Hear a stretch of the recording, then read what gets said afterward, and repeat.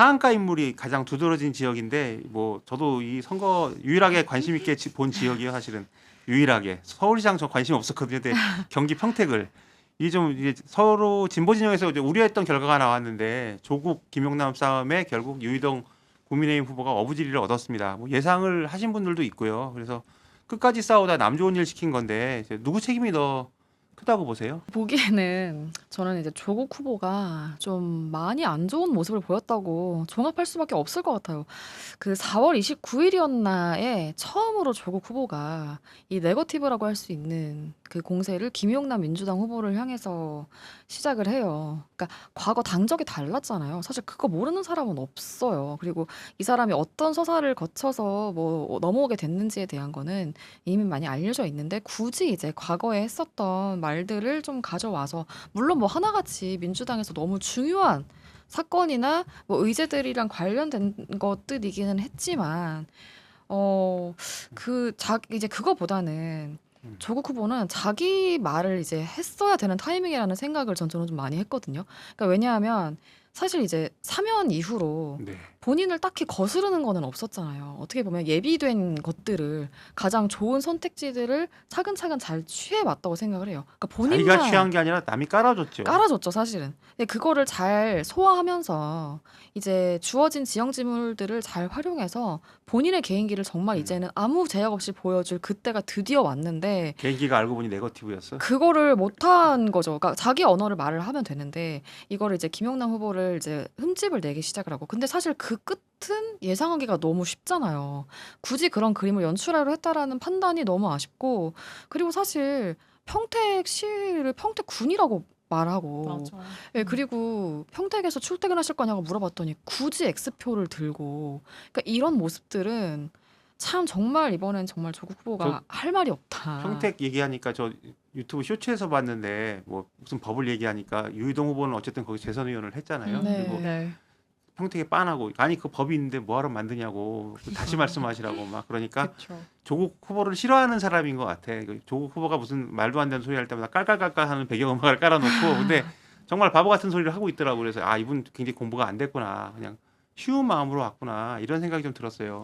이유진 기자는 어때요? 개인적으로도 동의를 하고요. 그 유광선 기자 말에 동의를 하고 사실 김재현 진보당 그 후보 같은 경우도 조국 그 후보를 상당히 강하게 비판을 했었거든요. 이 모든 건 어떻게 보면은 조국 후보의 참전으로 인해서 이 평택을 선거가 꼬이기 시작했고 네거티브 공방으로 흘러갔다. 물론 여기에는 진보당의 어떤 생존 전략과 관련된 역학관계가 존재하겠지만 어쨌든 그 조국 후보가 평택을에 출마를 하면서 이게 네거티브 공방으로 빠르게 흘러갔던 걸 부인할 수는 없는 상황이라서 이게 결국은 서로 상처를 엄청 남긴 선거였고 그 끝에 유이동 국민의힘 후보가 정말 어부지리로 당선이 된 상황이라서 제가 봤을 때 이거 치유하기가 쉽지 않을 것 같다 그런 생각이 저 듭니다. 치명상이라고 보는데 그 당선되고 나왔을 때 제가 이제 밤에 집에 컴퓨터를 들고 가서 온라인 기사 쓰려고 근데 결국 3등 했더라고요. 그래서 저도 좀 보고 이제 있던 게 있어서 후다닥 제 생각한 거 풀어서 막 썼는데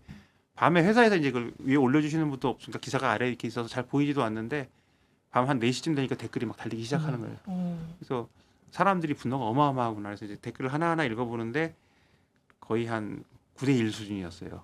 그래서 조국 후보가 그만큼 치명상을 입은 것 같고 차기 대권 경쟁에서도 좀 밀릴 수밖에 없는 상황이고 또 그쵸. 이제 민주당하고 통합을 주도하겠다고 밝힌 바 있는데 이 역시도 좀 쉽지 않을 것 같아요. 그래서 어떻게 보시는지. 일단 뭐 3위를 했다는 것도 굉장한 치명상일 것 같고요. 그래서 대권주자라는 표현을 유지하기 위해서는 본인의 존재감을 어떻게 회복할 것인가를 고민해야 될 텐데 지금은 당 대표에서도 내려온 상황이라서 쉽지 않을 것 같다 이렇게 예측을 하고 근데 합당이 물 건너갔다 이렇게 단정짓기는 좀 어려울 것 같은 게 정청래 그 민주당 대표가 선거 다음날 기자회견에서 연대하면 커진다 이렇게 말하면서 마치 이제 혁신당과의 무슨 합당을 합당을 좀 시사하는 듯한 발언을 했잖아요. 여기에 여권 스피커인 그 김어준 씨까지 본인의 유튜브 방송에서 누가 먼저 얘기한 거죠, 그거? 이게 아마 제가 시간상으로? 알기로는 4일에 그 김어준 씨가 아침 방송에서 먼저 그 합당을 언급을 했던 거고요. 그러니까 이거 실패의 출발은 합당 실패였다라는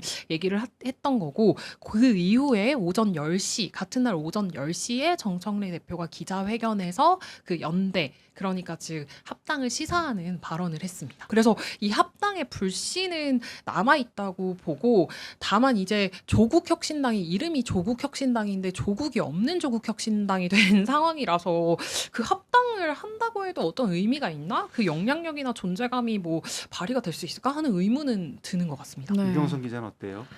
그러니까 사실 이게 뭐 말씀하신 것처럼 일단 조국 없는 조국혁신당이라는 문제도 좀 있고, 이게 곧 전당대회가 있잖아요, 민주당은.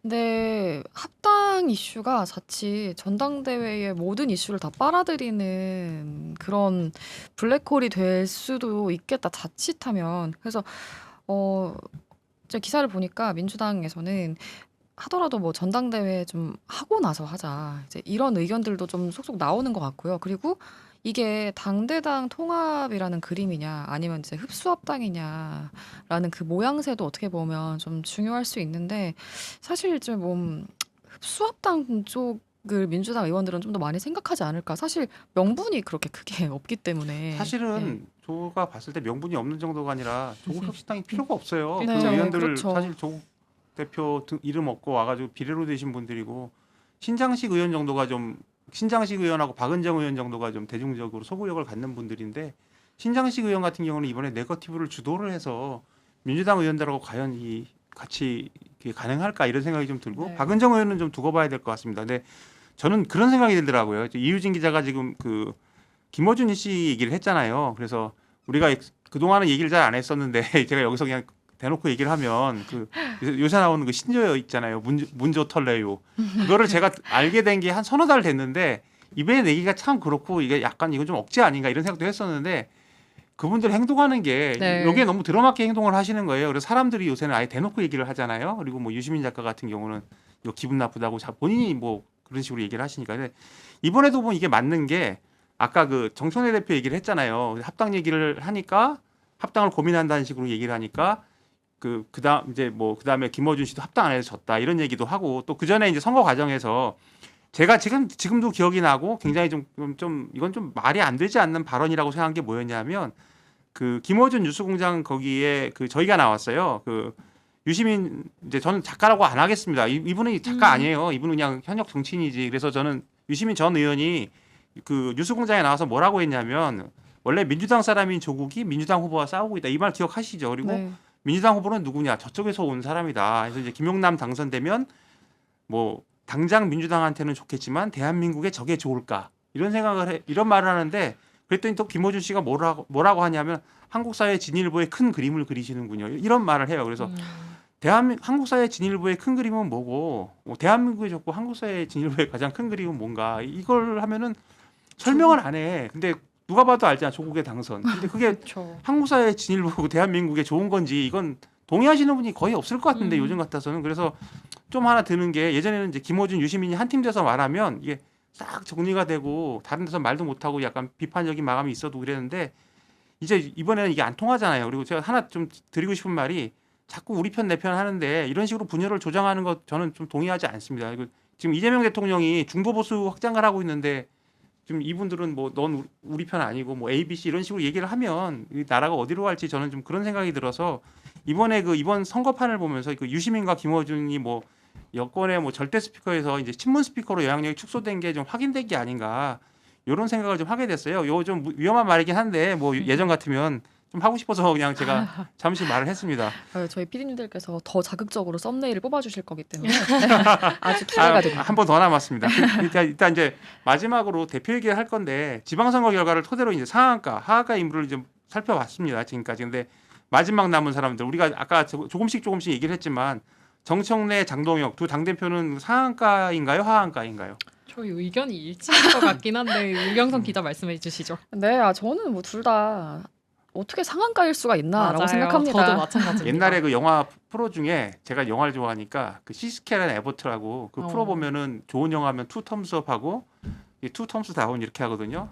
투 텀스 다운 그런 생각이 들었어요. 그래서 장동혁 대표는 뭐 시작 전부터 위기였고 지금도 위기고 뭐 앞으로도 위기일 텐데 본인이 이제 거리두기한 오세훈 수성했고 한동훈은 이제 본인이 쫓아내는데 원내 진입에 성공을 했잖아요. 그래서 장 대표하고 빙의를 해보면 가장 뭐가 싫을 것 같아요. 그러니까 뭐 지방선거 선택지가 완패, 네. 한동훈 생환, 오세훈 수성. 네, 무조건 한동훈 생환이라고 저는 생각합니다. 그러니까 사실 뭐 지방선거 완패야 뭐 어차피 영남 지역 잘 지키는 게 국민의힘의 목적이었고 오세훈 수성은 마음에는 안 들겠지만 그래도 본인 입장에서는 서울을 지켰다라는 성과가 되는 거잖아요. 당하고 거리 떨어져 있으니까. 예. 그렇지만 한동훈 생환 지금 잠은 좀 잘 주무실까 이런 생각이 듭니다. 네, 저도 동감하는 바입니다. 예. 그럼 사퇴할까요, 안 할까요? 저는 아까도 말씀드렸지만 사퇴 안 할 것 버틴다. 같고요. 예, 조심스럽긴 하지만 그리고 좀 스스로도 모든 상황이 어려웠던 선거였지만 희망의 불씨를 지켜냈다고 말하면서 이제 사퇴의 선을 그었다라고 보는데요. 그리고 아까 이제 그 국장께서 말씀하셨지만 최악의 가정이긴 합니다만 이제 부정선거론이 사그러들지 않고 본인의 입지가 당해서 좀 어려워지면 결국 그쪽으로 결탁해서 살 길을 도모하지 않을까 하는 그런 전망도 해봅니다. 지금까지 뭐 얘기를 했는데 이제 정청래 대표 얘기로 마지막으로 넘어가 볼게요. 사실 저는 타격은 정청래 대표가 더 컸다고 봐요. 보는데 이제 본인이 기자회견에서 큰 승리라고 했는데 이거 동의하는 사람이 별로 없을 것 같은데 아까 두 분이 다 말씀하셨지만 상징적인 것을 다 놓쳤고 선거 과정에서 여러 실책이 나왔거든요. 그래서 당장 8월 전당대회에서 그 연임이 가능하다고 보십니까? 정청래 대표의 연임. 저는 뭐 절대 불가능하다 이렇게 말씀은 드리기 어려울 것 같아요. 왜냐하면 전북지사 선거 같은 경우도 이제 정청래 대표의 목숨줄이 달려 있다 이렇게 했는데 결국 이원택 그 후보가 당선이 됐잖아요. 그래서 심폐소생이 좀 된 상황인 것 거기다 같고. 몽땅 쏟아부었다고 예, 그랬죠. 그리고 어쨌든 뭐 그 결과에 따라서 본인의 어떤 지지 기반이 아직 있다라는 걸 좀 재확인한 상황인 것 같아서 지금 뭐 아주 불가능하다 이렇게 말씀을 드리기 어려울 거고 다만 이제 김민석 총리가 등판할 것이라는 지금 예측이 있고 실제로 그렇게 될 것으로 보이는데 그 도전자인 김민석 총리가 얼마만큼 좀 친명 구심점으로 그 역할을 하고 또 지지세를 모을 수 있느냐에 따라서 그 정청래 대표의 운명이 결정되지 않을까 저는 그렇게 생각합니다. 네. 유영선 기자는 어때요? 그러니까 사실 정청래 대표가 선거 끝나고 다음 날 4일에 기자회견문에 사과나 어떤 뭐 책임 통감이라던가 죄송하다든가 이런 표현이 단 한 개도 아프다고만 했죠. 없었잖아요. 네. 다만 서울을 탈환하지 못해 아픕니다. 요거 딱 하나 있었거든요. 그러니까 이게 처음에는 정말 좀 그러니까 이해를 하기가 좀 어려웠어요. 당대표라는 자리는 그래도 도의적으로라도 뭔가 책임이나 사과라는 말을 할 수 있는 자리 같은데. 근데 어떻게 보면 전당대회 의식해서 일부러 더 안 한 것 같기도 하다. 한 번이라도 그 사과의 메시지를 말하는 순간 본인에게 그런 책임이 다가오기 때문에 좀 차단한 것 같다라는 생각이 좀 나중에 들었고 그 이제 주위에 엄청 이제 강성이라고 표현하면 그분은 안 좋아하겠지만 하여간 굉장히 충성도 높은 민주당 권리당원에게 물어봤어요. 그랬더니 정청래는 나오면 돼. 이렇게 지금 얘기하더라고요. 예. 이렇게 결과가 나왔는데 예, 정청래는 나오면 된다. 이게 그리고 그 1인 1표제가 있잖아요. 민주당의 경우에는. 그렇죠. 그래서 당원들의 그 어떻게 보면 선택이 굉장히 좀 중요한 선거가 될 거고. 그래서 제가 또 물어봤어요. 그럼 김민석 총리는? 이랬더니 김민석 총리는 단독으로 출마해도 안 돼. 찬반 투표라도 안 될 거야. 이렇게 말하더라고요. 그래서 뭐 열어봐야 알 것 같고 또 전당대회가 전개가 이제 어떤 양상으로 진행되는지에 대해서도 좀 봐야 되겠지만 하여간 지금 민주당 그 주요 지지자들의 지금 마인드는 좀 그렇구나. 아니, 좀 그래서 내심 불안함도 있는 것 같아요. 당이 너무나 그 갈등이 격화되면 어떡하지? 이런 걱정들도 좀 미리 있는 것 같더라고요. 예를 들면 김민석 총리가 어느 글에다가 뭐 좋아요를 잘못 눌렀다가 뭐 취소한 일도 있고 그랬잖아요. 그래서 이런 것들을 좀 다들 좀 예의주시하면서 경계하고 있지 않나. 당이 이렇게 생각합니다. 가면은 선거가 이런 식으로 계속 치러질 거라는 거를 좀 알았으면 좋겠는데 그런 일이 있을지는 모르겠고 아까 저 이유진 기자가 합당 얘기를 했었잖아요. 네네. 저는 그거에 대해서 좀 저도 되게 그 발언 듣고 되게 이 사람들이 제정신인가 뭐 이런 생각을 했었는데 이번 선거 패인이 그 2030 그 투표율이 안 나와서 진 거라고 지금 다 공통적으로 나오지 않습니까? 근데 합당을 하면 무슨 일이 생기냐면 지금 보면은 그 2030 입장에서는 여기도 진보 기득권이고 뭐 조국혁신당은 말할 것도 없죠. 네. 그리고 합치면은 그냥 더 큰 진보 기득권이 생기는 거예요. 근데 이게 과연 2030을 다가가는 것인가? 그냥 자기들끼리 힘 합쳐서 똘똘 뭉쳐보자는 건데 평택이라는 지역에서는 통할 수 있어요. 근데 이게 뭐 서울시장 선거라든지 세대를 바라보는 큰 선거에서 과연 이런 것이 맞습니다. 좋은가? 그래서 네. 오히려 좀 자기들끼리 거대한 그 기득권에 갇히는 것이 아닌가. 그래서 절대로 좋은 그 해법 같지는 않습니다. 근데 또 합당을 얘기하는 걸 보고 정신이 안 났다 이런 생각이 들고 좀 제가 뭐 현실 정치에 대해서 말하는 건 그렇지만 되게 화가 나더라고요. 그리고 굉장히 이기적인 선택을 네. 하고 있다. 뭐 이런 생각을 좀 했었고요.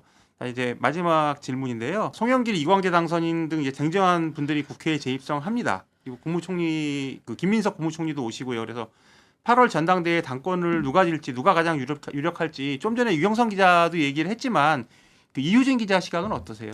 저 뭐 앞서 말씀드렸지만 저는 그 정청래 그 대표 연임 가능성 아주 낮게 보고 있진 않다 말씀드렸고 거기에 이제 김민석이라는 도전자의 역할이 중요하다 말씀드려서 사실 저는 그 두 사람의 대결이 좀 이뤄지지 않을까 생각은 하는데 다만 그 송영길 당선인 같은 경우도 이제 지선 끝나자마자 정청래 그 대표 책임론을 강하게 주장하고 또 선명성 있게 지금 나오고 계신단 말이죠. 그래서 제가 봤을 때는 뭐 이광재 당선인보다도 만약에 또 한 명이 부상한다고 하면 뭐 송영길 당선인이 좀 선명성을 주축으로 해서 상당히 비판도 예, 많이 예, 했고 선거 과정에서 좀 강하게 어떻게 보면은 그 역할을 하실 수 있겠다 이렇게 해서 그냥 흥미진진하게 한번 지켜봐야겠다 이런 생각을 하고 있습니다. 자, 오늘 그 이제 지방선거가 끝났습니다. 어느 당이 이겼는지는 별개로 하고 이번 선거가 국가와 사회 발전 계기가 되어야 한다. 뭐 이런 데는 모두가 동의하실 것 같아요. 그래서 마지막으로 제가 아까 말 한 번 더 하겠다고 했는데 유시민 씨하고 김어준 씨가 한 말을 좀 곱씹고 싶어요. 진짜 대한민국에 좋고 뭐가 진일보의 큰 그림인지. 그래서 어느덧 그 진보 기득권이 돼버린 민주당이 이런 게 아니라 국정을 책임지는 집권여당답게 좀 더 넓은 품을 갖는 게 그것이 대한민국에 좋고 진일보한 거라고 생각을 해요. 그래서 네 편 내 편 과거를 따지면서 배척하는 게 아니라 필요하면 뭐 적극 쓰는 그런 자세가 필요하다고 생각을 합니다. 그래서 우리가 말하는 그 2030에 대해서도 어떻게 저렇게 됐냐 이게 혀탈 게 아니라 왜 그들이 그렇게 됐는지 기성세대가 20세대의 삶을 어렵게 만들고 코너로 몰아넣은 것은 아닌지 한번 반성하고 이해하는 자세가 필요하다고 생각을 해요. 그래서 유시민 작가가 얘기했던 뭐 ABC론 진짜 가짜 민주당 이런 거 말하면서 편을 가르기 전에 한번 그 노무현 대통령께서 뭐라고 하셨는지 왜 대연정을 꺼내셨는지 좀 한번 생각을 해봤으면 좋겠습니다. 자, 오늘 그 인물비상구의 시그니처죠. 한준놀평으로 오늘 이야기를 마무리해 보겠습니다.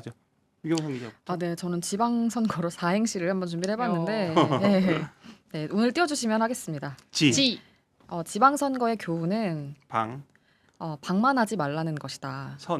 선거는 한 표로도 거. 거뜬하게 뒤집힌다. 이야. 야 네. 명언입니다.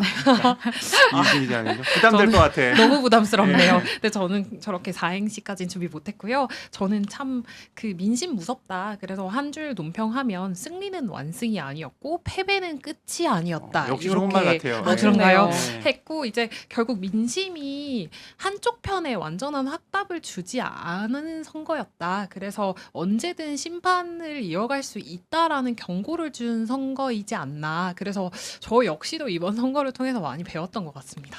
저도 그 두 기자처럼 이번 선거를 보면서 많은 생각을 하게 됐습니다. 그래서 한번 서로들 한번 돌아보고 보시는 시청자분들도 한번 이번 선거를 돌아보면서 우리 사회가 어디로 갈지 같이 고민해보는 계기가 됐으면 좋겠습니다.